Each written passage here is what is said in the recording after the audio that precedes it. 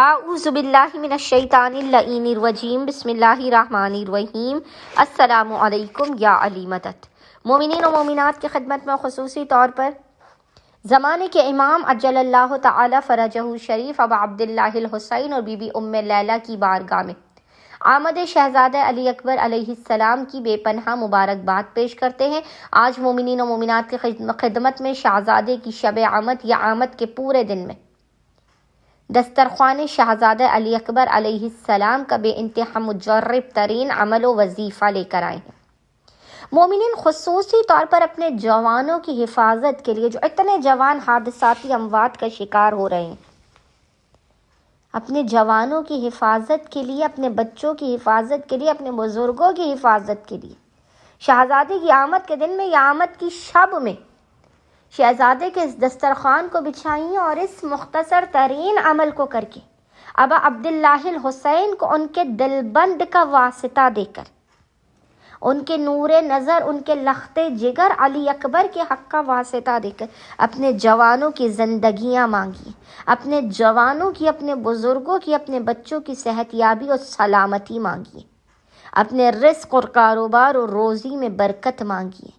اب عبداللہ الحسین سے مانگیے کہ صدقہ علی اکبر علیہ السلام ہمیں کسی بھی ذلیل و کمینے کا محتاج نہ ہونے دے۔ خداوند متعال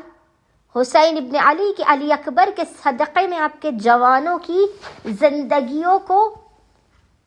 علی اکبر کے صدقے میں خداوند متعال آپ کے جوانوں کو زندگی، طول حیات اور عمر خضر عنایت فرمائے۔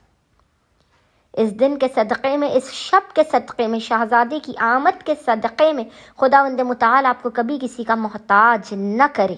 بس مومنین و مومنات نے کرنا یہ کہ اپنی استطاعت سے بڑھ کر شب 11 شعبان یا 11 شعبان کے پورے دن میں جب بھی آپ کو فرصت کے لمحات ملے، شہزادہ علی اکبر علیہ السلام کے نام کا بہترین دسترخوان کا اہتمام اپنے گھر میں کیجیے۔ اپنی استطاعت سے بڑھ کر شہزادے کا دسترخوان سجائیے، اور جب شہزادے کا دسترخوان سج جائے تو کوشش کیجیے گھر میں جتنے بھی جوان لڑکے ہیں،